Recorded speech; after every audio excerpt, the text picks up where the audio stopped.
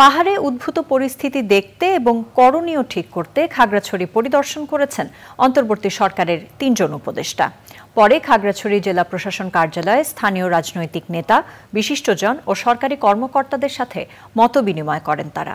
পার্বত্য এলাকায় সহিংসতার ঘটনা তদন্তে উচ্চ ক্ষমতার কমিটি করবে স্বরাষ্ট্র মন্ত্রণালয়। বিস্তারিত সুব্রত গাইনের রিপোর্টে। স্বরাষ্ট্র উপদেষ্টা অবসরপ্রাপ্ত লেফটেন্যান্ট জেনারেল মোহাম্মদ জাহাঙ্গীর আলম চৌধুরীর নেতৃত্বে পার্বত্য চট্টগ্রামে উদ্ভূত পরিস্থিতি পর্যবেক্ষণ করেছেন পার্বত্য চট্টগ্রাম বিষয়ক মন্ত্রণালয়ের উপদেষ্টা সুপ্রদীপ চাকমা ও স্থানীয় সরকার পল্লী উন্নয়ন ও সমবায় উপদেষ্টা এএফ হাসান আরিফ। পরে খাগড়াছড়ি জেলা প্রশাসক কার্যালয়ে তারা মত বিনিময় করেন।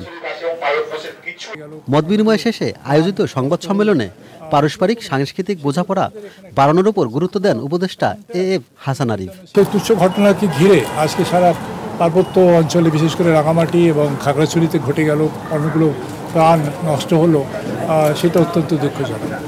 আমাদের আবেদন ছিল, দাবি ছিল যে আমরা খাগড়াছড়িকে সেই সুন্দর পরিবেশ আবার ফিরিয়ে আনবো।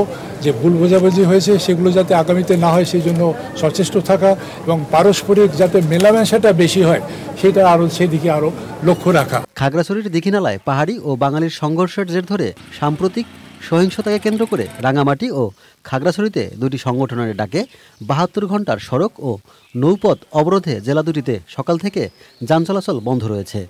রাঙামাটিতে সহিংসতার পর পরিস্থিতি নিয়ন্ত্রণে ১৪৪ ধারা জারি রয়েছে। পুলিশ, বিজিবি সহ ম্যাজিস্ট্রেট সহ সবাই আমরা রোডে আছি। পরিস্থিতি সার্বিকভাবে আমাদের নিয়ন্ত্রণে আছে। 144 জারি হয়েছে।